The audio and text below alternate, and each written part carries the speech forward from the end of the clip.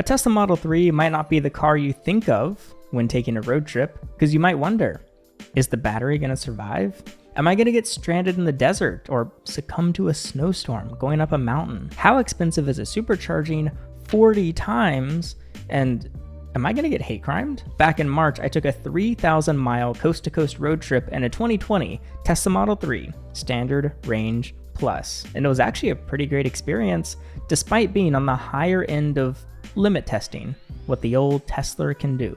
The biggest logistical problem is pretty straightforward. For long distances, your trip is going to be based around supercharger locations. Whereas your average gas car can get maybe as much as 8 to 10 hours on the road, the Model 3 SR Plus that I was driving got about 2 to 2.5 hours of driving time before you got to charge up. Breaking this big drive into little chunks like that, it felt pretty reasonable, but it does mean you can't just lock in and grind through a 500-mile stretch at once. It definitely did help to treat the more frequent stops as a feature rather than a bug, looking forward to stretching your legs more often, peeing more often, you get more bathroom stops, and just general breaks from the road. Tesla.com/trips lets you input your starting point and your destination, plus any stops along the way that you want to add, and it gives you the entire trip planned out, including your charge times. There was never a point where we had to bust out a pen and paper to calculate anything, and ultimately the GPS in the car itself handled all the charging logistics for us. But still, it can be nice to know ahead of time what the route's going to look like and exactly how long you'll be staying at each location. Having a big old web of superchargers spread out along major highways and cities means you don't have to compromise too much when planning out your route, but it is a potential downside. Because even though it's robust, there were a few legs of the trip that required charging up to 100% and driving all the way down to 10% charge. It's not the biggest nail-biter situation. I don't personally get range anxiety, but they're one of the situations where you don't necessarily have the most comfortable margin of error, especially if you're not used to this kind of car. Where your mileage surprisingly may vary is actually the number of charges that you'll need. For the fully direct point A, California, to point B, North Carolina, this initial route, we would have needed 23 charging stops. However, the various little detours and all the sightseeing we did along the way brought us to a grand total of 42 charges. A handful of them were those hour-long charges up to 100% battery. And then about an equally small handful were just quick little 10-minute top-offs. But the majority of the charges were 20 to 30 minutes up to 80%. Because if you don't know, Teslas charge more quickly the more drained it is. So once you hit 80%, it's going to take basically as long to get to 100% as it did to go from, say, 20% to 80%. But sometimes you do need to get all the juice you can in there before, say, a long route through a desert or something. We do a 100-mile stretch of road, seeing almost no other cars, get thrown into traffic in a big city, and then just go right back to zipping through the desert once again. Luckily, we didn't run into a single close call on this trip because I'm such an epic driver. I don't know why that sounded sarcastic. I actually think I am good at driving. But spending this much time on the road undeniably increases the risk of being involved in an accident, whether it's a little fender bender or much worse. And in the case you are seriously hurt, your injury could potentially be worth millions without time-consuming appointments, paperwork, upfront costs, and just reliving the traumatic event over and over. Insurance companies often lowball clients' claims, but if you become Morgan & Morgan's client, they will fight to get you the money you deserve for getting hurt. They've achieved significant verdicts in the past couple months for victims involved in a huge plethora of injuries, including life-altering car crashes, like $12 million in Florida, which is 34 times the highest insurance offer, $26 million in Philadelphia, 40 times the highest insurance offer. One client was hit by an uninsured motorist and sued his own insurance after they offered just $50,000, which didn't even cover medical expenses. So Morgan & Morgan secured him over $5 million. Morgan & Morgan's fee is absolutely free unless you win your case. You're just a few clicks away from potentially changing your life. You can start your own claim now with Morgan & Morgan at forthepeople.com/goherping, linked in the description, or by using your phone to scan the QR code on screen. Thank you to Morgan & Morgan for sponsoring. Back to the video. So we went at a pretty leisurely pace, splitting up 57.5 hours of driving and charging over about 5 days. So a little over 10 hours a day dedicated to progressing from one side of the country to the other, but adding up all that time means nearly an entire day of the trip was spent hooked up to superchargers. It was mitigated by not just sitting there for a few of those stops, but we would spend the time charging to get food, check out a Buc-ee's, or even do a Target run. Of course, every single one of these charges doesn't just cost time, but they also cost money. But first, a few fun facts. If we had taken your average gas car on this road trip at an optimistic 25 miles per gallon and an average fuel of about $3.20, it would have cost just about $400 for the bare minimum of the trip before any detours. Even worse, an SUV or a Subaru BRZ at 18 miles per gallon would have cost around $550 in fuel. And that's assuming you're not putting premium, which you're kind of supposed to in a BRZ. Meanwhile, even including all the extra detour supercharges, the total cost to charge was exactly $347.70 on the dot. And that's for a whole 5-day scenic trip across the country. So I'd say that's not too bad. Maybe even pretty good. Even more ideal would be putting any Tesla credits you have towards those charges.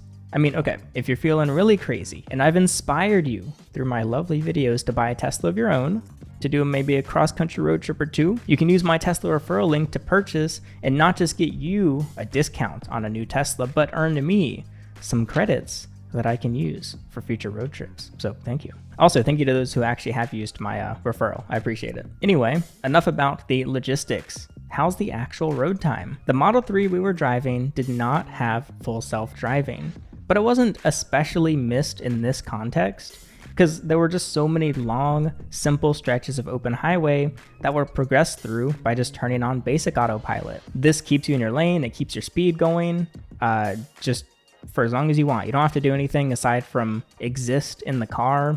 You can vibe, you can eat some Sour Patch Kids, and you can blast some music. The Model 3 survived heading up a snowy mountain and getting pelted by just small bits of rock salt and hail. It survived dust storms. It even brought a few pieces of the desert along the trip all the way back to North Carolina.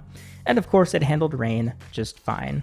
But it was a genuine thing. Back in the day, early Tesla ownership, people would actually be concerned you'd get electrocuted driving an electric car in the rain. Cold weather is more of a stress test than heat on a Model 3's battery since it affects the efficiency, plus the additional battery usage from running the heater. And this older Model 3 does not have a heat pump, so it's even less efficient than the newer Teslas. But still, the old Tesla made it through just fine. Now, for full disclosure, it did get a flat tire about 2 weeks later, and we certainly wore the tires down. You could actually tell from the start of the trip to the end, there was a difference in our tread. Firstly, because it was already kind of low, but also because you're running these tires for a long time, heating them up, and it is a heavy car. Tires are by far the most expensive part of owning a Tesla. Well, after buying the Tesla, it's the most expensive part. Now, for the most controversial question of them all, is there a risk of being hate crimed driving a Tesla cross country? Teslas are in a weird reputational spot, having a legacy of being considered the sissy liberal, environmental, save the planet, green car. While more recently, it's gained the evil right-wing fascist billionaire Swastika car notoriety. And we got to drive this car through red, purple, and blue states. And luckily, we never came back to a Molotov cocktailed burning Swastika car. There was never even a little Elon bad handwritten note tucked under the windshield wipers. But we got yelled at by some guy in Alabama for like a mile. He had his window down and he was just yelling at us, flipping us off, speeding up and slowing down. So that was kind of interesting. It is worth noting that well, we had a California plate, so that might have added to it a little bit. And I don't want to profile, but this guy was in a lifted truck, so we can kind of assume which side he was on. So while you are risking some reaction from both sides, which is really weird, the short answer is you probably won't be hate crimed. But also it admittedly is not the most reputation neutral car to take cross country. Overall, yeah, honestly, I didn't even know if I wanted to make a video about driving the car cross country because it's just not something I think about. Like when it comes to road trips, firstly, I've been dailying electric cars for 7 years now, and I just don't really think about it. It's the only car I owned for a long time, and then more recently I got a gas car as well. Because back in the day, the electric car thing was you buy a gas car as your daily, and then you can get a little electric car as your like grocery getter, especially like the Nissan Leafs and the Chevy Bolts, or the BMW i3 used to be a popular EV. I don't know if it was ever popular, but then people would have their regular car for commuting and for road trips, which is always gas. But it's kind of switched up recently, especially in my case. I had the EV as the daily, and then I picked up a gas car as my fun weekender. But anytime I'm going on a trip, I've never considered like, should I take the Subaru on this trip?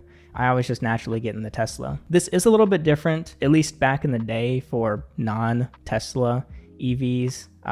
The charging can be rough because if you're just using a generic app like PlugShare or something, you don't even necessarily know if the chargers you're going to are going to be, well, there. Sometimes they're just not there. Sometimes they're blocked, sometimes they're broken, and sometimes they're in use and you have to wait in line. The one thing for me that really set Tesla apart from the very beginning is just how much they've invested and dedicated to the supercharging system. Because without it, this would have been much less of a breeze. You'd have to actually plan, and you'd need a backup plan. I mean, I had done some very short road trips in the Nissan Leaf back in like 2018. And yeah, I literally got stranded multiple times because chargers were out of service. But with the supercharger network, every single charger is literally connected to internet. And so that means that they're pinging your computers of like, hey, I stopped working, you're gonna have to go to a different charger. And not just that, but each supercharger location has anywhere from like 6 to up to like 50 chargers sometimes. Also, the vehicle reroutes you on your trip. So let's say you're going towards a charger, but it realizes there's a more efficient way to get there. It'll actually change where you should go, say if the charger fills up, or even if there's a power outage. I have actually had a power outage happen due to weather while I was supercharging. And a lot of people use this as your like aha moment. This is why I prefer gas cars, but I lost power at a Sheetz supercharger, and guess what? The Sheetz gas station also requires electricity to pump gas, so you can't get gas either. That's just part of the experience. And the last thing worth noting is, again, this is a 2020 SR Plus. They don't even make the SR Plus anymore, but it is a still very relevant model, because if you go to like a used car lot and you see a Tesla, statistically, I would say it's most likely going to be an SR Plus, partly because Hertz, the rental company, they bought like 100,000 of them, and then they dumped them all onto the used car market. So SR Pluses are everywhere, and I've loved mine. I recently got to experience the long range Model 3, but a similar year. That was the Turo Tesla I purchased. It not only had a bigger battery, it was 75 kilowatt hours instead of like 48 kilowatt hours, so like 30% more range, but also it had the premium interior, which includes more speakers and a subwoofer and just other little amenities like that. But even then, I have no regrets getting the Standard Range Plus, even with these long road trips. I mean, I feel like it was a pretty cool test to be like, does it suck? Like, this is basically the cheapest Tesla you can get, and it's about as far as you can drive if you're in the United States. And at the end of the day, yeah, I'd do it again. I really didn't mind. I enjoyed the full experience. And the other thing that really separates the car is the self-driving features. So yes, while I do sometimes miss, so let's say in the Turo Tesla, if I was driving that one on a trip, I didn't have full self-driving compared to my personal does have FSD. I think I paid $7K for it. And there was a point in time where I kind of regretted dropping 7 bands on a piece of software. I think it's like literally one of the most expensive pieces of consumer software ever. But now I actually love it. I use it every day. And yeah, that's just something you don't get, say, when I drove to Florida in the Kia because I needed to tow a car. You have to pay attention the entire time. You can't like drift in thought too much because you're going to start drifting out of your lane. But when it comes to the Tesla, at this point, you don't even have to keep your hands on the wheel. You can completely go hands-free. People are very passionate about these cars. I mean, I am too, just for different reasons. I'm passionately in love with them, but if it's something you've been looking at and your hesitation has been, but I road trip a lot, I don't know if I can do that in a Tesla. I don't know, just throw a few trips you're imagining into the trip planner and see what you think. If you're like, all right, I can work with that, then get a Tesla. If not, then don't get a Tesla. Actually don't care what car you drive. Get whatever you want. The world is your oyster. The egg is your oyster. I don't currently plan on driving a Tesla cross country once again, but if I must, I won't complain. It would be fun. So hopefully you enjoyed. That'll be it. I'm Alex, and thanks for watching.